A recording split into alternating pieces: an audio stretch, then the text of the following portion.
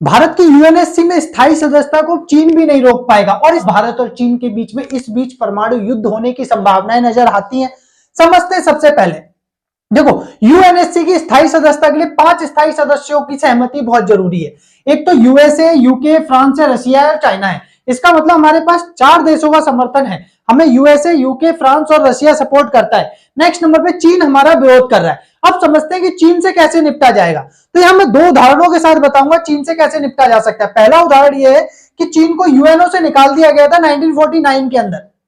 यानी कहने का मतलब यह, जब चाइना में रेवोल्यूशन हुआ था और उस रेवोल्यूशन के अंदर क्या हुआ, आरओसी यानी कि Republic of China government Taiwan भाग गई थी, जो वहां की वास्तविक सरकार थी और जहां पर जनता की क्रांति आई थी, यानी कि अमीर लोगों को मार देना और गरीबों ने क्या है पूरे जितने संपदा थी उसको अपने कब्जे में ले लेना। वो गवर्नमेंट आई यानी कि कम्युनिस्ट पार्टी आई। तो उस कम्युनिस्ट पार्टी को क्या है अमेरिका ने मान्यता नहीं दी, रशिया ने तो मान्यता दे दी, वो चाहता था। अब समझने वाली बात क्या है, क्या रूस ने मान्यता नहीं दी, यूके ने मान्यता नहीं दी, फ्रांस ने मान्यता नहीं दी और उसे 1971 तक यूएनओ की स्थायी सदस्यता से बाहर रखा गया था।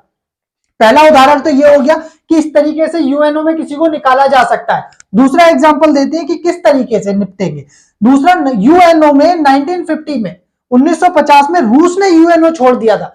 जब चाइना को क्या बोलते हैं स्थायी सदस्यता नहीं दी तो उसी समय रशिया ने भी यूएनओ छोड़ दिया कि भाई हम भी इसमें पार्टिसिपेट नहीं कर रहे, जाओ। अर्ज में नहीं है। तो अब समझने वाली, इसी समय क्या हुआ, कोरिया विवाद छिड़ गया, यानी उत्तरी कोरिया और दक्षिण कोरिया के बीच में लड़ाई चल रही थी। कैसी लड़ाई, उत्तरी कोरिया के अंदर रेवोल्यूशन आ चुकी थी, साम्यवाद की क्रांति, और वो क्रांति किधर की तरफ, दक्षिण कोरिया में भी आ रही थी। ऐसे में अगर आप चाइना के जस्ट बगल में देखोगे तो यहाँ कोरियन पेनिनसुला है, ठीक है। तो ये जो कोरियन पेनिनसुला है, इस पेनिनसुला के अंदर बीच में क्या है, ये रहा उत्तरी कोरिया और ये रहा दक्षिणी कोरिया। उत्तरी कोरिया के अंदर जो रेवोल्यूशन था वो दक्षिण कोरिया में बढ़ने लगा। तो यूएनओ ने तुरंत क्या किया, अपील की भाई यूएनओ के अंदर कि किसी भी तरीके से इस रेवोल्यूशन को रोका जाए। अब समझना, जब ये विवाद यूएनएससी में लाया तो 2 देश तो थे ही नहीं, एक को तो निकाल दिया गया था, दूसरा छोड़ चुका था। तो यूएनओ की संविधान में, आरएस में किसी तरीके का कोई प्रावधान नहीं है कि यदि एक स्थायी सदस्य को निकाल दिया जाता है तो उस स्थिति के अंदर क्या हो। तो ये मान लिया गया कि भाई अगर निकाल दिए जाते हैं, छोड़ देते हैं, तो उस दौरान जितने स्थायी सदस्य होंगे उनकी सहमति जरूरी है। तो 2 निकल चुके थे, एक को हटा दिया गया था, दूसरा निकल गया था, बचे कितने, 3। तीनों ने सहमति दे दी क्योंकि ऑलरेडी पूंजीवादी समर्थक थे। और उसी समय क्या हुआ, ऑपरेशन क्रोमाइट, अर्जमेनियर इंचिंग प्रांत को मतलब जीतने के लिए ऑपरेशन क्रोमाइट चलाया गया और उस ऑपरेशन के अंदर उत्तरी कोरिया, दक्षिणी कोरिया क्या हुआ, बना। आज दक्षिण कोरिया उत्तरी कोरिया में बहुत अंतर आप देख भी सकते हो, ठीक है। पर उत्तरी कोरिया का जो वहां का तानाशाह है वो किम जोंग उन है, ठीक है। तो दूसरा एग्जांपल ये है, यानी कि अगर आप स्थायी सदस्यता छोड़ देते हैं। अब समझते हैं चीन ऐसा कब करेगा। चीन ताइवान को, किसको, ताइवान को कैप्चर करेगा अगले 100 साल, यानी कि उसने एक कसम खाई है कि अपनी रेवोल्यूशन से 100 साल के अंदर अंदर ताइवान को भी वो अपने क्या है चीन के अंदर मिला लेगा। अब समझना, इस हिसाब से 100 साल कब होते हैं, 1940 मतलब 2049 के अंदर, 2049 के अंदर।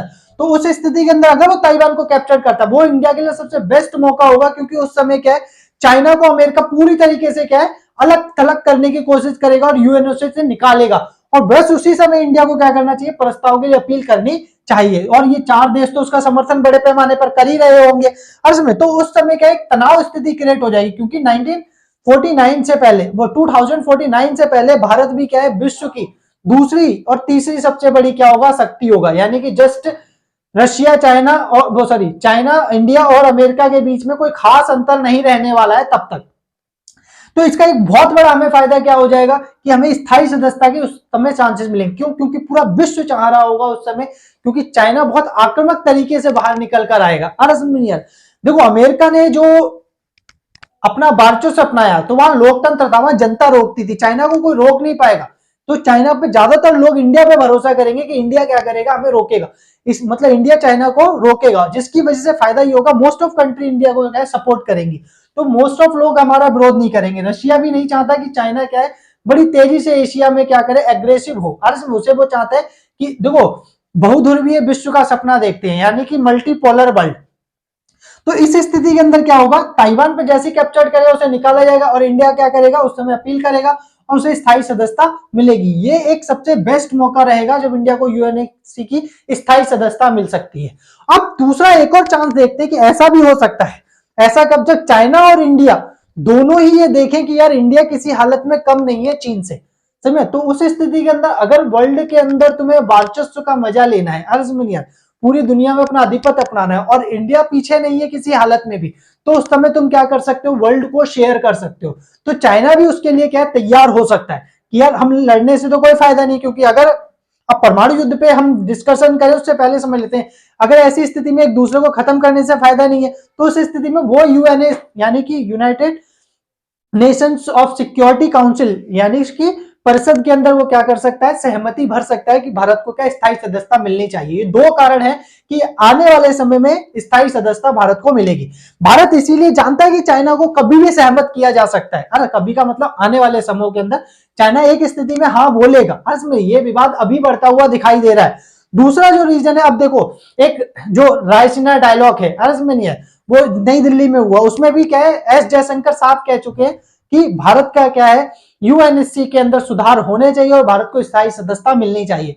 दूसरे नंबर पे उन्होंने ये भी चाहा कि चीन क्या कितना भी अग्रेसिव हो ले, अर्ज में नहीं आ रहा है, वो भारत के हितों को वीटो नहीं कर सकता, अर्ज में नहीं है, इसीलिए हम क्वाड को क्या है बनाए रखेंगे। दूसरा जो सबसे बेस्ट एग्जांपल है, अभी जो G20 की बैठक ब्राजील में हो रही है, रियो डी जेनरियो, अर्ज में क्या रियो डी जेनरियो जो शहर है ब्राजील का, उसके अंदर क्या है जो विदेशी मंत्री हैं उनकी बैठकें हुई, उस बैठकों में भी इन्होंने ये बात साफ कर दी है कि यूएनओ में भारत क्या है स्थायी मतलब यूएनएससी में भारत स्थायी सदस्यता चाहेगा और दूसरे नंबर पे किसी भी हालत में भारत अपने हितों को वीटो नहीं होने देगा और क्वाड को बढ़ाएगा। क्वाड क्या है, क्वाड 2017 के अंदर शुरू किया गया एक संगठन है जो चीन के एग्रेशन को रोकेगा। ये भारत ऐसा नहीं मानता है, भारत ये मानता है कि हिंद प्रशांत को खुला रखना है, स्वतंत्र रखना है, आजमनी है और मुक्त आवाजाही करनी है, ठीक है।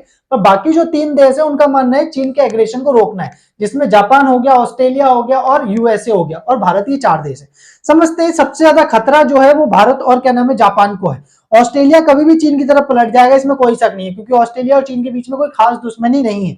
अभी वहां पर मैं सबसे बेस्ट एग्जांपल दे देता हूं, उसके जो पार्लियामेंट्री सदस्य हैं वो भी चाइना घूमने गए थे, अर्ज में नहीं है, काफी लंबे समय के बाद। अब दूसरा एग्जांपल यहां पर समझते हैं कि अमेरिका, अमेरिका क्या है चाइना से बहुत दूर है, तो सबसे ज्यादा जो दिक्कत है वो किसको, जापान और चाइना को है, सॉरी जापान और इंडिया को है। इसी वजह से क्या है, अब देखते हैं आने वाले समय में चाइना कौन सा रुख अपनाता है, ये भी रुख बेहतर है। दूसरा नंबर पे अगर वो भी सहमत हो जाए भारत को स्थायी सदस्यता के लिए, तो भी दोनों स्थिति में भारत को स्थायी सदस्यता मिलने के चांसेस भरपूर हैं, क्योंकि इंडिया जिस तरीके से वर्ल्ड में महाशक्ति बनकर उभर कर आएगा वो सारे देशों को चौंकाने वाला होगा, क्योंकि भारत की इकोनॉमिक पावर बड़ी तेजी से ऊपर उभर कर आएगी। जो भारत के क्या करीबन करीबन सोचो 140 करोड़ और 2047 तक 160 करोड़ हमारी आबादी होगी, यानी कि विश्व के अंदर हर 8 में से 1 व्यक्ति इंडियन है अभी, अर्ज में, यानी अगर हम 8 व्यक्ति देखेंगे तो उसमें 1 व्यक्ति इंडियन है, तो ऐसे देश को कोई कैसे नकार सकता है, और वो भी इकोनॉमिक पावर, मिलिट्री पावर होगा, अर्ज में नहीं आ रहा। यानी कहने का मतलब क्या है कि हम किसी भी चीज में पीछे नहीं होंगे, तो उस दौरान चीन इस चीज को समझेगा कि कोई फायदा नहीं है इंडिया से लड़ने का, पर अभी क्या है वो सोच रहा है कि इंडिया को दबा लिया जाए, ठीक है। तो इसी के साथ देखते हैं कि आने वाले समय के अंदर इन दोनों के बीच में परमाणु युद्ध की संभावनाएं कितनी दिखती हैं।